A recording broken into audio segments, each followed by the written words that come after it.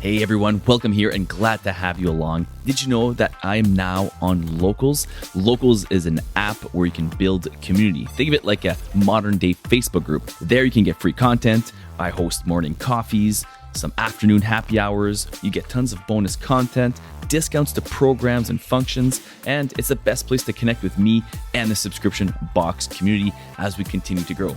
All the videos are free to watch, and all you have to do is sign up on Locals. And the best place to do that is to download the Locals app and search for The Subscription Box Show or Eric Music, or you can go to the actual website, thesubscriptionboxshow.locals.com, and there you'll be able to sign up for free. Hope to see you there, and remember to check out our new YouTube channel, The Subscription Box Show. Cheers, and enjoy the show. What is up, everyone? Thanks for watching now or later, whatever you guys are watching this. Appreciate it. I am going live because I wanted to touch on a few things. Super interesting articles I've been reading today. I've been trying to wrap my brain around the subscription industry lately, and it's interesting, isn't it? So if you have any questions while we're doing this and you're live watching this, I'm going to be going back and forth between articles on my phone and some I have on my screen. So please feel free to post your questions as I'm doing this, but I'm going to be, my eyes are going to be darting all over the place, just so you know. This will be translated into an episode as well. So just so you know, going forward, if you want to watch this on YouTube. Okay, everyone, wanted to do an ad read for you guys here before the show starts. So just give me a few seconds here. This episode is sponsored by SubSummit. If you're still early in the subscription journey, even if all you have is a great idea, SubSummit is where you need to go. It's the world's largest conference for entrepreneurs like you. They're currently accepting applications for a startup scholarship program, and winners will receive a free ticket to the conference next year, hotel accommodations, and up to $500 USD in travel reimbursement.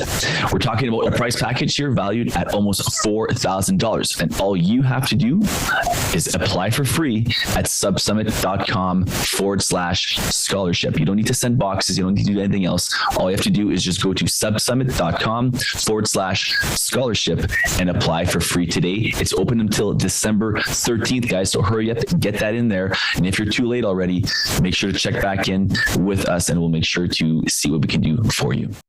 So the reason I want to do this is because a couple of things. What did the old research tell us, and what's the new research? The end goal is where is this thing going? I talk to people who think this it's going skyrocketing. Others thinking it's dying just because the landscape. Is it somewhere in between? Are we not sure yet? Is there not enough data? And the reason this all comes together is because, has the subscription industry become a place where only big time companies with deep pockets can make it work? Well, before I give you my thoughts, I'm just going to read you what I've been reading. I'm going to be telling you what the articles used to kind of point to and what they kind of suggest nowadays that we have a little more research, especially post the last 2 years since 2020 to 2022. So I'm going to read you an article or quote from article that was written in 2020. Okay. At the time, so I'm just going to get into it. And then the other one I'm going to read here. So I apologize for my, I'm going to be a little bit all over the place here, but again, the goal is to kind of discern what's going on. And it's interesting because it's been pretty quiet, it seems. The subscription industry has been pretty quiet to me, it seems. Anyways, I don't know if it's because I'm super busy in another industry these days. I've started a new company as well. So, I mean, we obviously still have Louis and Leia. That is our bread and butter, no question. But I have started a company called My Hockey Profile. So I've been really busy with that. And as you can imagine, homeschooling and working from home. Yeah. So the podcast, of course, doing this here, and just the season. It's hockey season around here, so it's busy. But here's an article from I should make sure it's 2019 or 2020. I want to say it's 2020. I'll confirm that. It says that the subscription industry is now at $22.7 billion. And this was in 2020. And then they're anticipating it to go to $65 billion in 2027. Okay, that's an 18% growth. At the time, since 2016 to 2020, the subscription industry was was having a 200% year over end growth. So 200% growth. And at the time, there was around 10,000 subscription services. So that's including Netflix, Spotify, Louis and Leia, just 10,000 subscription services. At the time, they were telling us that the big things that were driving subscription was convenience, indulgence, and personalization. We'll see if that's changed. The top sectors at the time were transport. So car insurance was getting into it. Car service stuff, repairs. So I wasn't even aware that was a thing. But how cool is that? Instead of getting a bill for your car for $2,000, similar to like what we have here, I guess, for AutoPack, but you could actually get service repairs in insurances to just pay a monthly fee. So if something happens, your transmission goes, you don't need to pay $2,000 because you pay $50 a month or whatever. So I thought that was cool. Entertainment, we think, of course, of newspapers in the old days and stuff, and magazines, but now, of course, Spotify, Netflix, Disney, everything everyone has an app. Even the networks now, people don't even get a cable subscription necessarily. They'll just subscribe to TSN or Sportsnet, which is up here for you guys would be ESPN or whatever your news stations are. Health and lifestyle was the other big one on the rise. HelloFresh, food stuff. So that was kind of like I just poked through. I'm going to read more from the new article because it's more interesting. We kind of all know these things. Yeah, everyone was starting a subscription box. The pandemic or COVID, whatever, started in 2019, 2020, and then 2020, I guess. And people started, working from home and started their own businesses. And for a while, it was actually working pretty good. Shipping prices were cheap. So I'm just, let's look back at how that all started, right? People were at home. People had ideas to start businesses. Some people were laid off. So, hey, what better time? I'm at home anyways. I'm going to start my side project, my side hustle, and go from there. And a lot of people did some really good stuff, and some really good boxes came out of that. And other big boxes grew even further. Like they became huge because even the big boxes, when they were, circa 2010 to 2016, were, not the big billion-dollar businesses we see today. They were, at 10,000, 50,000, hundreds of thousands of members, but nothing was too big. The subscription industry had a bunch of players. It seems now, and it's almost like the state of the subscription industry here that I'm doing a report. I'm just using what I'm seeing, and positive or negative. You might agree or disagree, and feel free to push back. But then, so I was reading these old articles. I'm like, okay, that kind of sounds like the subscription industry I got into. Makes a lot of sense. But where's it at now? Where are we now? So I fell on this report. Subscription box market, global industry trends, share size growth, opportunity forecast from 2022 to 2027. So for the next 5 years. So, here's what they say. It's going to be dominated by celebrity endorsements, social media startups. So, what exactly does that mean? Partnering, which means sharing audiences. Free product trials, and this is where I start to get, this is where kind of my spidey senses were tingling here. Free product trials, large discounts on long-term terms. And the types of boxes that are dominating right now and going forward, they predict, will be curation, replenishment, and access. Replenishment currently dominates over 60%, access just below 10%, and curation about 30-35%. Now, what are those? What does that mean? Replenishment, BarkBox, Dollar Shave Club, All Girls Shave Club, whatever. All these like replenishing, HelloFresh, food replenishments. Access, what does access mean? Well, that could be special access to certain things. So like a premium subscription to a cable company. You have access to now watch the hockey games because you subscribe to TSN. Curation, 30%. So that's like my subscription box. I curate products for moms and babies, right? Or my wife does mostly. That would be curation. Do we have any questions so far? No. And please, there's a poll there. Please vote in the poll. I should have put a third one because I'm not sure what I would answer yet. I'm not going to answer yet. I'm going to maybe convince myself otherwise. All right, we're cutting into an ad read here, something different, something new for the YouTube channel that we haven't done before. So this episode is sponsored in part by SubSummit. And guys, I'm going to be full transparency here. I'm going to be reading my script because I don't want to screw it up. Okay, I'm not a pro, but I am going to be reading it. So this episode is sponsored by SubSummit, the world's largest conference dedicated to subscriptions. Myself, as a bootstrap subscription box entrepreneur, I know how hard it can be to build and grow your business. Obviously, it takes a lot of time, energy, money, etc. Well, SubSummit makes everything easier. It's a great event where thousands of subscription business owners from across the globe come together to grow, connect, and discover how to engage with their subscribers and enrich their subscription offering. You can expect to network with hundreds of other subscription box owners, vendors, and other leaders in the industry. SubSummit gives you the tools you need to take your subscription box business to the next level. The Startup Scholarship Program could also help you get there for free if you have 1,000 subscribers or less.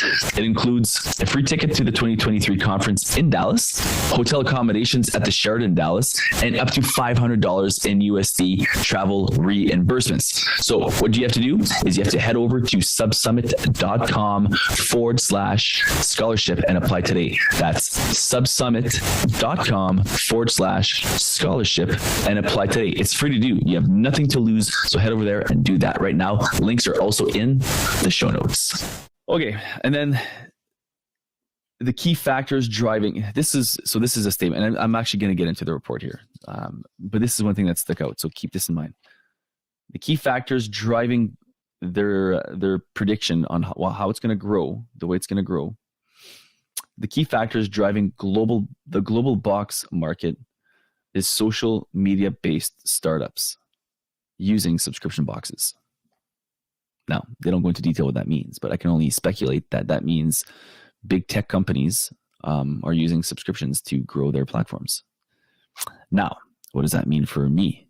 And I can only speak for me in my subscription box. That means, is this a place? I'm just going to say it. I don't want to say it. I'm scared to say it. Is this a place now? It's just going to be big players that are going to be dominating, and there's no more room for small boxes. We're at that place now. It used to be a cool thing where like it was such an awesome community, and you could actually make a go at this thing. Does this mean now, the day and age of the small subscription box is over? I don't know. I guess that does. I don't think that means that necessarily quite yet, but is it trending towards that? I think it might be trending towards that, which is scary. Diversify now. I mean, let me just read a couple of things here. The global subscription box market reached a value of $23 billion in 2021. So that was last year's thing. Looking forward, they see it going to $65 billion by 2027. And then the rest, hold on here. Let me just skip the boring stuff. So I'll tell you what their research was based on. It was based on the next 5 years. It was based on the previous 5 years. So what happened in the previous 5 years, what they see happening in the next 5 years. It's going to be based on the breakup would be replenishment, curation, access. It'll be based upon gender, so male and female. It'll be broken up as well by applications. So clothing and fashion, beauty, food and beverage, pet food, baby products, health and fitness, others. Now, it's a little vague. It tells them that it's going to break it up by market share and by region. So North America, Europe, Asia Pacific, Middle East and Africa, Latin America. So basically, I'm going to read here, competitive landscape. The competitive landscape of the market has also been analyzed, with some of the top subscription box companies being Amazon Subscribe and Save, BarkBox, Birchbox, Blue Apron Holdings Inc., Dollar Shave Club Inc., which is owned by Unilever, FabFitFun, Glossybox, Grove Collaborative Inc., Harry's, HelloFresh, Loot Crate, Personalized Beauty Discovery Inc., and Textile Fashion Group. Now, that sounds to me like it's just big players there. Like I don't see lots there. I don't know. It's very scary stuff for me, anyways. I'm a little worried when I see this stuff. Top companies in the subscription industry, and then there's a whole other like side market on that. But the ones that always come up, number one, Amazon Subscribe and Save. So, yeah, I don't know. And then they break down the big companies. Let me go back to the article. And this is not to scare you. I mean, everyone can grow their subscription box, of course, in your own market and niche. It's just, I think what it's saying is going to be a lot more difficult. So the report features base year of the analysis was 2021, historical period, like I said, 2016 to 2021, and then the forecast period is 2022 to 2027. So you're going to be doing this in this report. So the key questions answered, and this is what I really want to get into. The key questions answered in this report, because the report is very vague in a sense, but it does break it down to like 9 key points. Key point number 1 was, what is the size of the global subscription box market in 2021? Well, we know it's $22.7 billion. Okay, where is it going? $65 billion. Number 3, what are the key factors driving the subscription box market? The rising utilization of subscription boxes by various social media-based startups as their medium to create brand awareness and promote built-in marketing is primarily driving the global subscription box market. Does that mean it's not the small boxes that are doing it no more?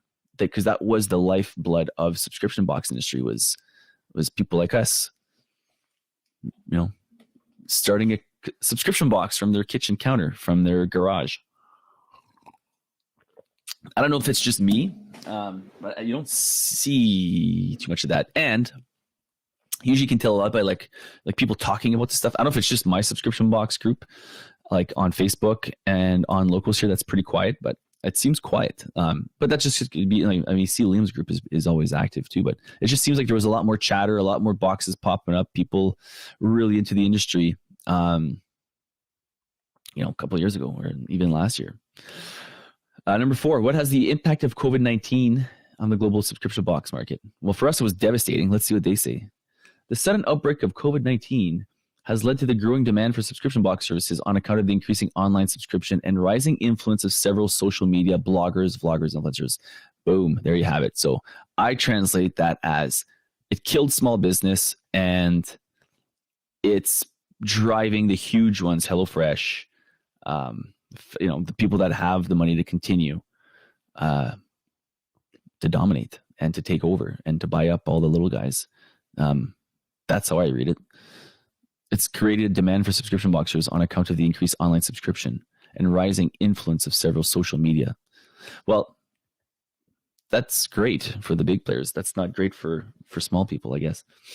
And that's not what we saw. The sudden outbreak of COVID-19, if you're asking me, on a very pessimistic Thursday here, it caused the rise of shipping to be unaffordable for small business, the cost of goods and services, including packaging and everything else in between, to be almost unattainable. And that way, when we're getting our products landed, and by the time we have to offer free shipping, we're left with nothing.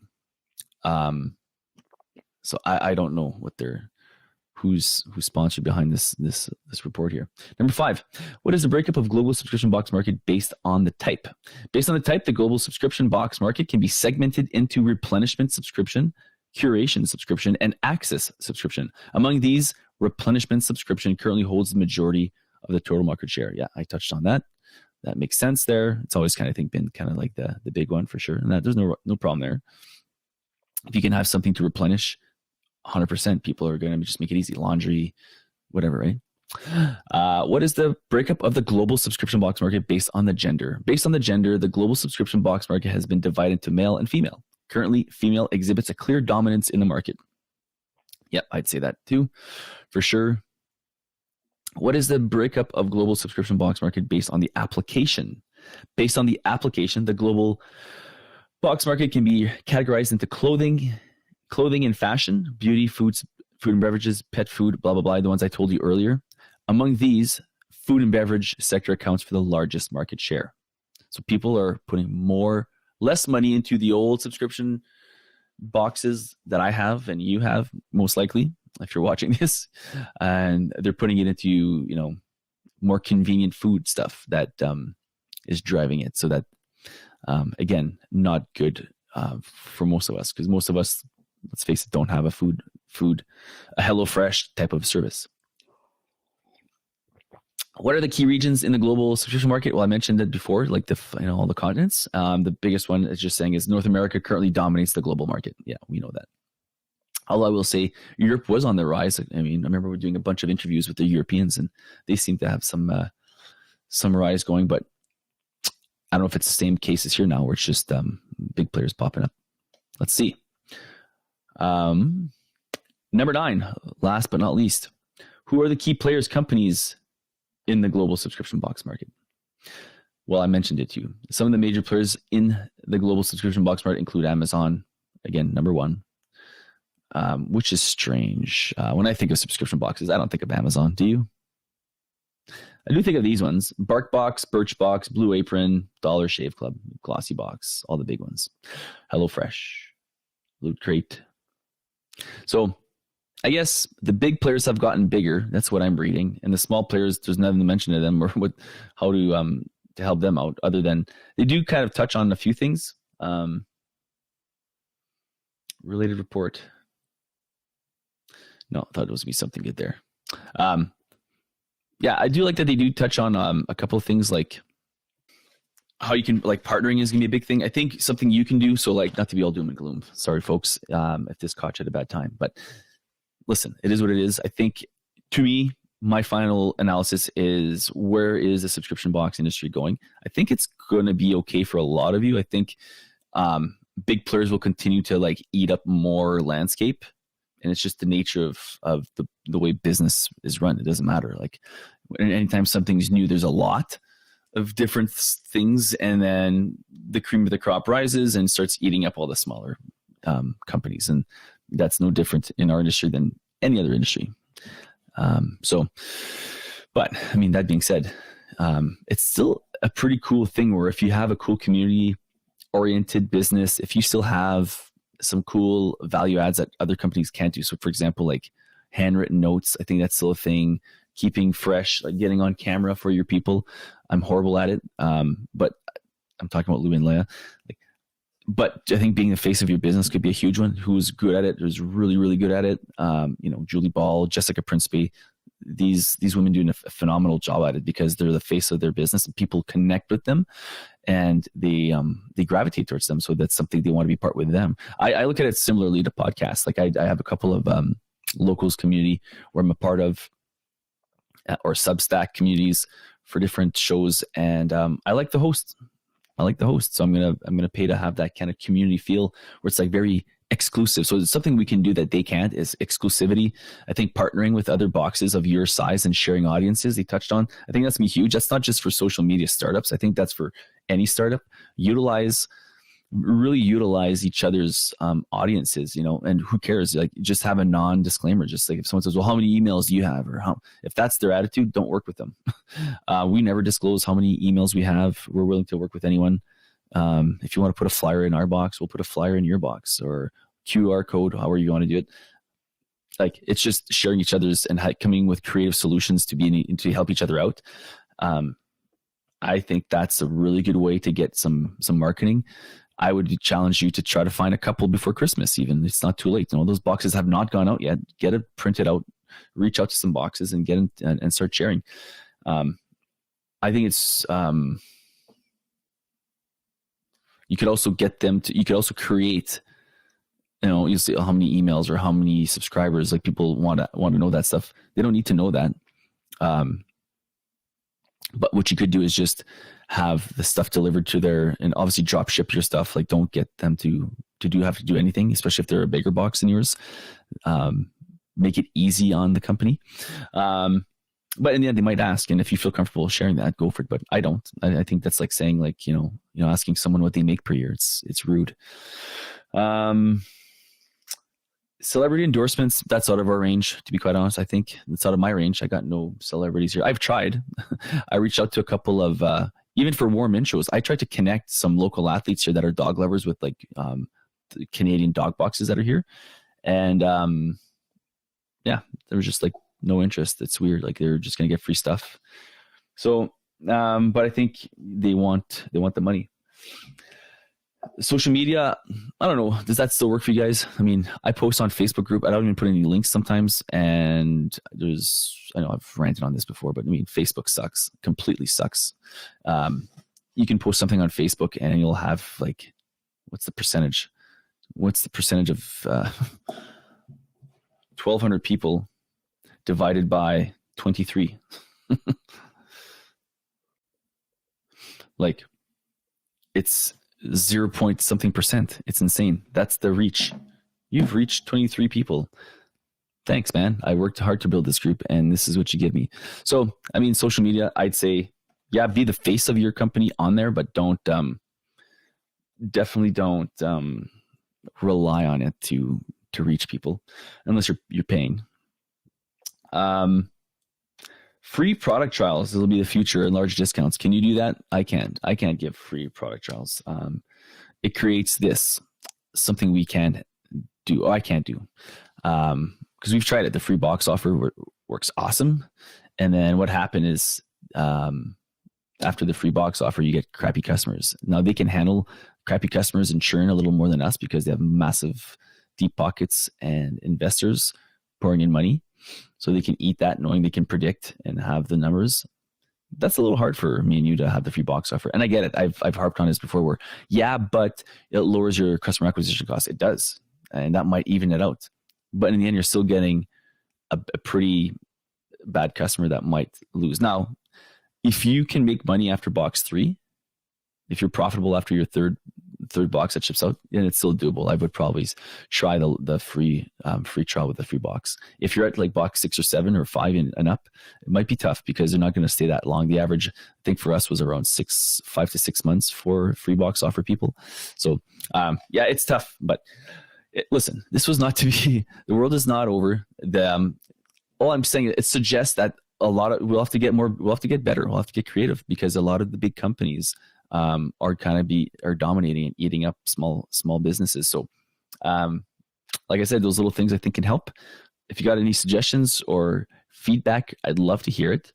Let me know.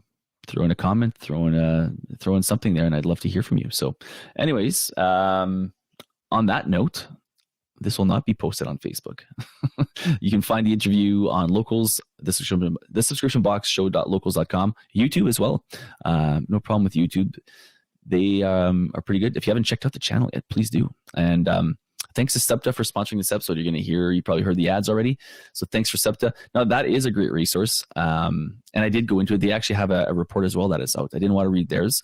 I wanted to find some like non-related thing. And this one's from the one I just read. If you're wondering, I'll have it in the show notes. It's from iMark. So it's who knows? And they could be out to lunch too, right? Like they could be completely out to lunch, just being a tech company. Maybe that's what they're just focused on.